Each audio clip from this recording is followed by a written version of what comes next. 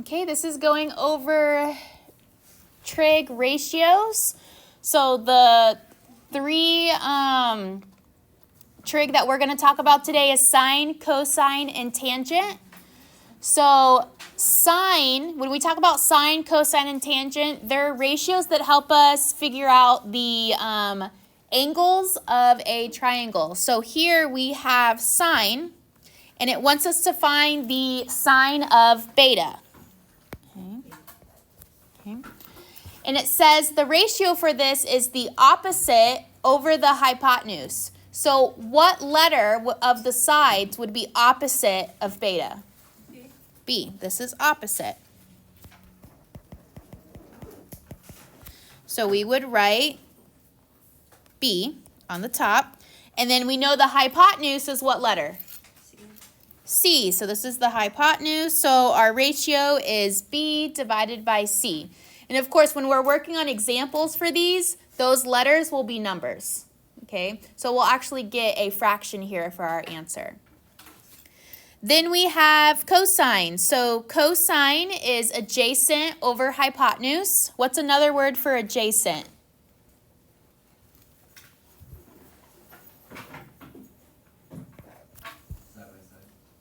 Good, so something next to, right? So if B was opposite, what letter would be adjacent next to beta? A. So right here, this is adjacent, and then if you want, you can write adjacent means next to. Okay, and that is A. And then our hypotenuse is still what letter? C. C. Okay, so we have sine, we have cosine, and then we have tangent. So tangent is opposite divided by adjacent. So if we're looking again at this angle beta, what was opposite? B. And then what was adjacent? A. So our ratio is B divided by A.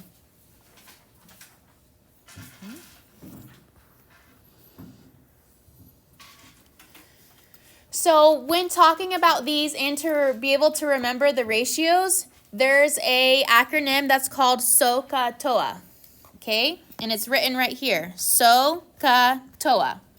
And that stands for sine, opposite hypotenuse, cosine, adjacent hypotenuse, and tangent, opposite adjacent. So in order to memorize what the ratios are, you can remember that SOHCAHTOA.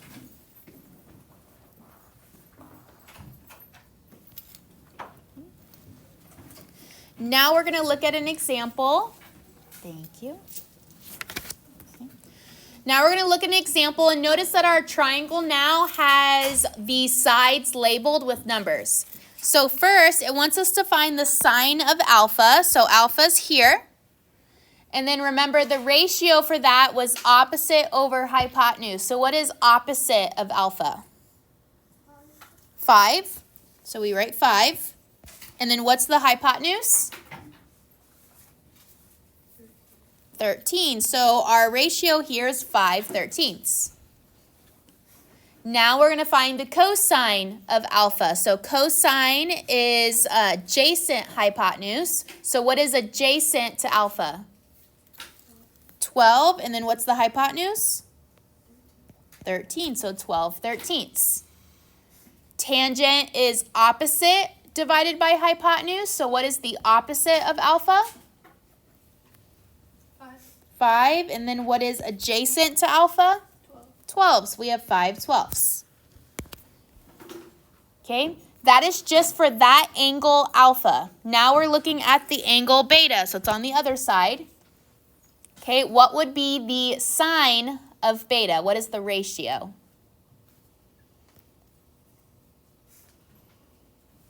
So opposite would be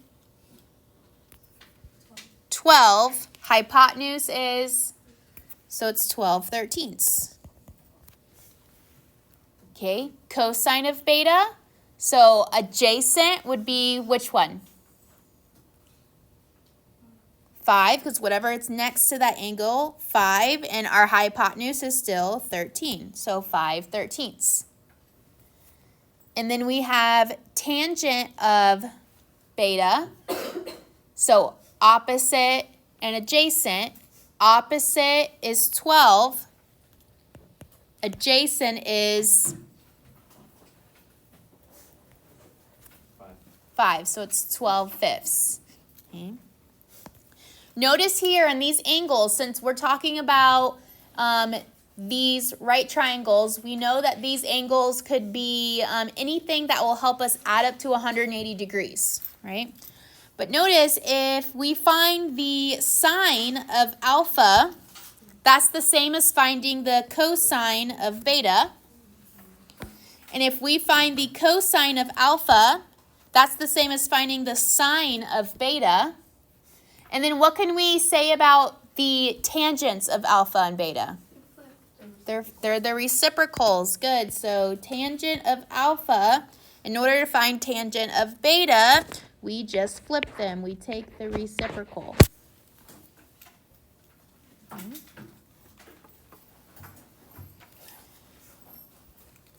Okay, now we're going to look at the next part, which is drawing triangles in the coordinate plane. Remember that this part right here is called the what? The coordinate plane. And each of these individual boxes here are called what? The coordinates. Okay, the little area where we have all of our numbers for the positive and negative x's, and then the positive and negative y values. What's important here is it says the vertex of the triangle must always be at the origin. So the vertex of the triangle, okay? That means it could be any point here. So it could be a point here, here's a vertex, here is a vertex. And then technically here is a vertex too, but where I drew that open circle, that's also which angle? Where I drew the open circle, what angle is that?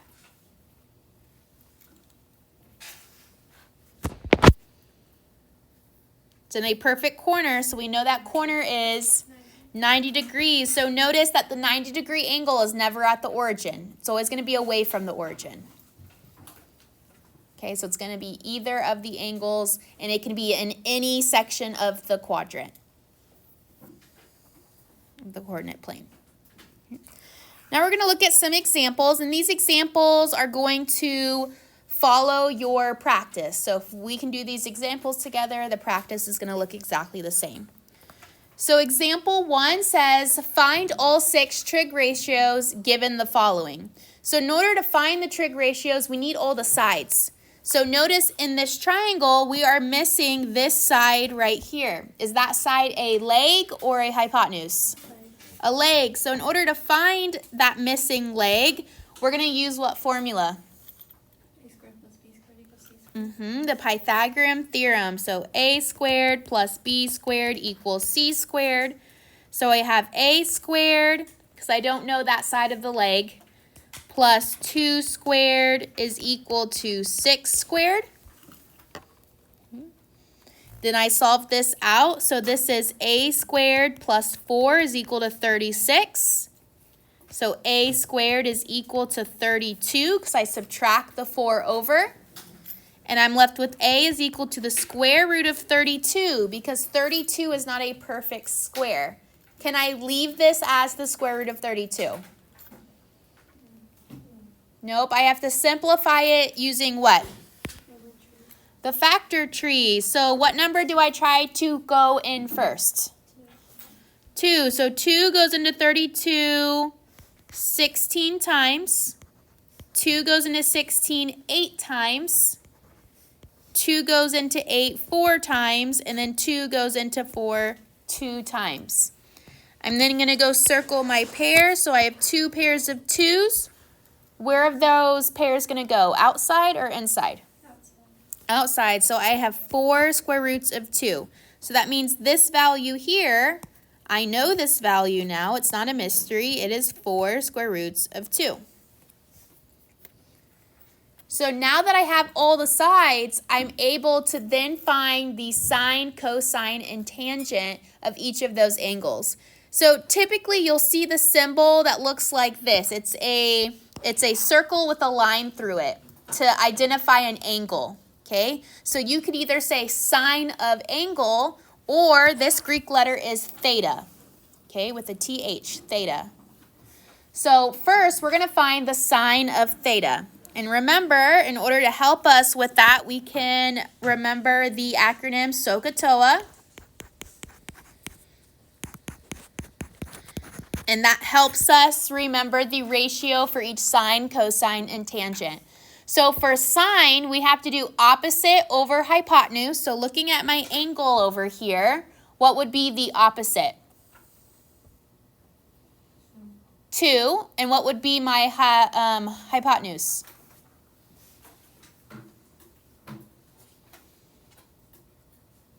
Right, 6. So it would be 2 over 6, which reduces to 1/3.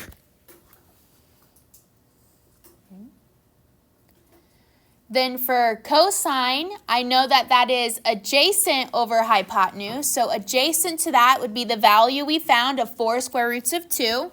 So I'm going to zoom in over here a little bit. So 4 square roots of 2 over my hypotenuse of 6. And I can reduce this because the numbers in front of the square root can be reduced. So what is 4 over 6 reduced to?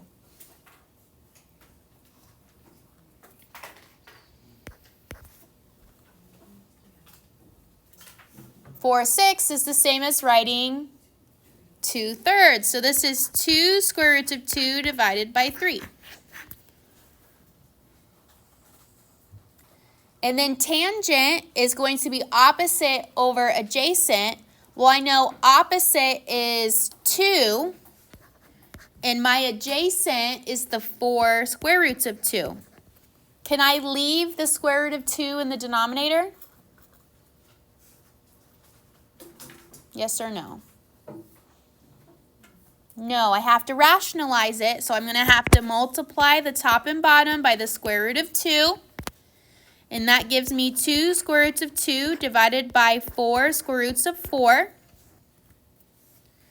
which simplifies to 2 square roots of 2 divided by 8, because the square root of 4 is 2, and 4 times 2 is 8. And I can reduce 2 eighths to 1/4, so this is the square root of 2 over 4.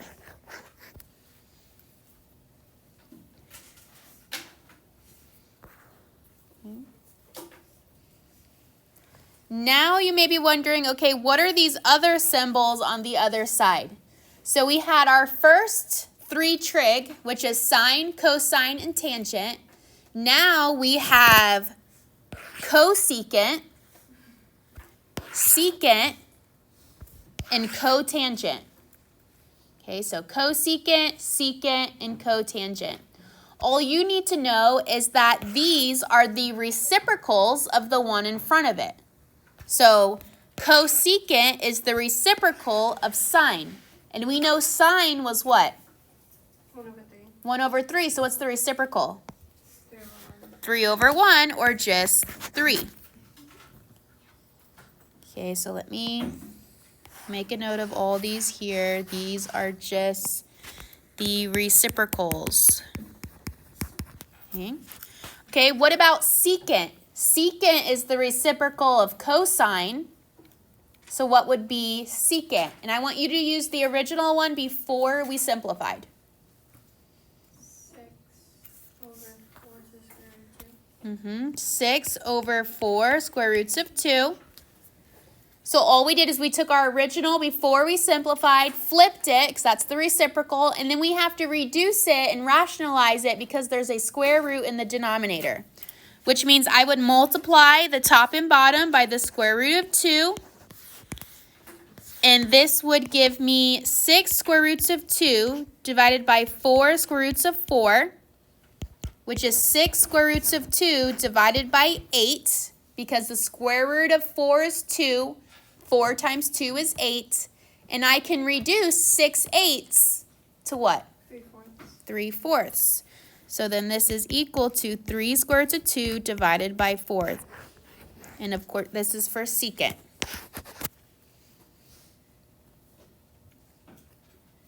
And then for the last one, I have cotangent. And cotangent is the reciprocal of tangent. And if I look at my original one for tangent, how would I write cotangent? 4 to the square root divided by 2. 4 square roots of 2 divided by 2. I look at my original one here, and I flip the numerator and the denominator. So now 4 square roots of 2 is on the top, 2 is on the bottom. How could I reduce that? 2 square roots of 2. This would be equal to 2 square roots of 2, because 4 divided by 2 is 2, and that's how it reduces. So this is example 1. Okay. Example 1 is going to be a little more complicated than 2 and 3 because of the use of radicals. So remember, we're still in Algebra 2. This is still Algebra 2. So we see the use of radicals to help you guys practice that Algebra 2 skill. Typically in geometry, you're going to get more examples that look like example 2 and 3 that are mainly just fractions or something that can turn into decimals. You're not going to see too many of the radicals. That's just us practicing our Algebra 2 skill. Any questions on number 1? Okay, number 2. We're going to do the same thing, but we first have to find the missing side. Are we missing a leg or a hypotenuse? Leg. A leg. Remember, if it's part of the 90-degree angle, those are the legs. Everything opposite of the 90-degree angle is the hypotenuse. So I'm missing this value here. So I'm going to do a squared plus b squared equals c squared. So a squared plus negative 20 squared is equal to 29 squared. So this is a squared plus 400 equals, can somebody tell me 29 squared? 841. 841. Subtract the 400. A squared is equal to 441, which means A is equal to 21, because the square root of 441 is 21. So now we know this missing side. It is 21. Now that we have that, then we're going to find the sine, cosine, and tangent for this angle theta. So sine, we know, is following SOHCAHTOA, is opposite over hypotenuse. So what is opposite of theta? Remember, this is theta. This is our angle. What's opposite?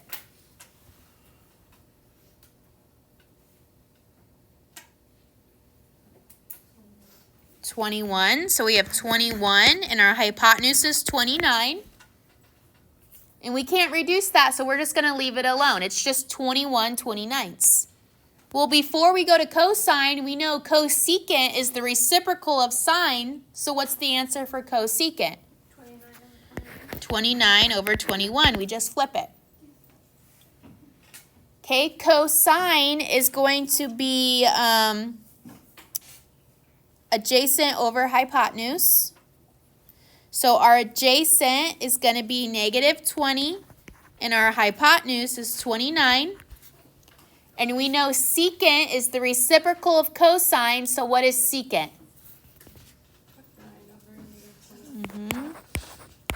29 over 20 negative. Doesn't matter where you put that negative, top or bottom. And then tangent is always opposite over adjacent. So opposite would be 21, adjacent would be negative 20. And then cotangent is the reciprocal of tangent, so we just flip this to be negative 20 over 21. Okay, any questions on number 2? I'll zoom in here if you guys need to see it.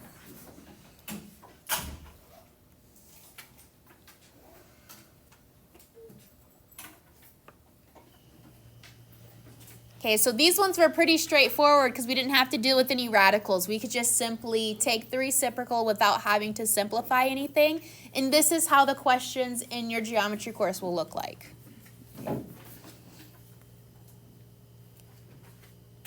Okay, and then we have one more example. That's example 3.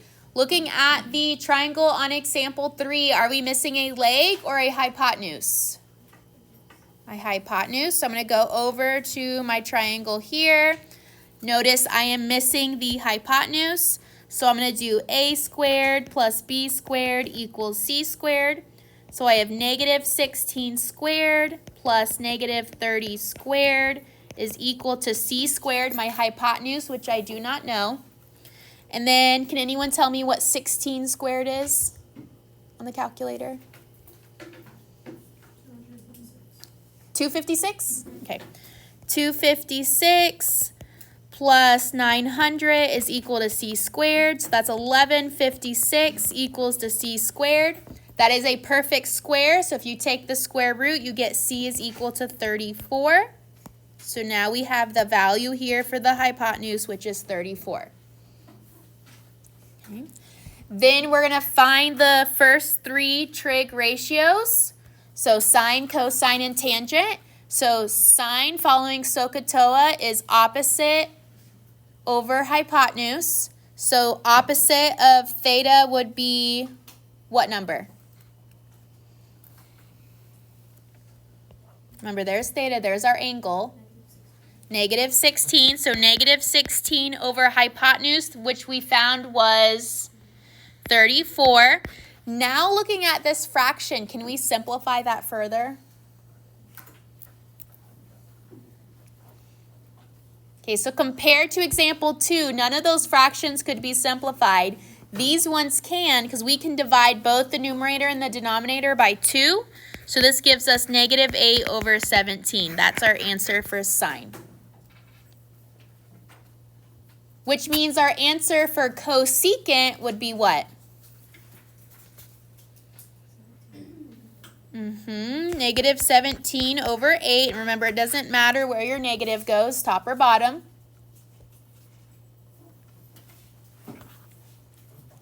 Okay, cosine is adjacent over hypotenuse, so that's negative 30 over 34. Again, they both can be reduced by 2, so that's negative 15 over 17. And secant is the reciprocal of cosine, so what would be our answer for secant? Negative 17 over 15. Negative 17 over 15. Doesn't matter where the negative goes. And then lastly, we have tangent, which is opposite over adjacent. Opposite of theta would be negative 16. Adjacent would be negative 30. Both of these can be reduced by 2, and a negative divided by a negative gives us a positive. So this is 8/15. And cotangent is the reciprocal of tangent, so what would be the answer? 15 over 8. 15 over 8. Okay, that is example 3. Any questions?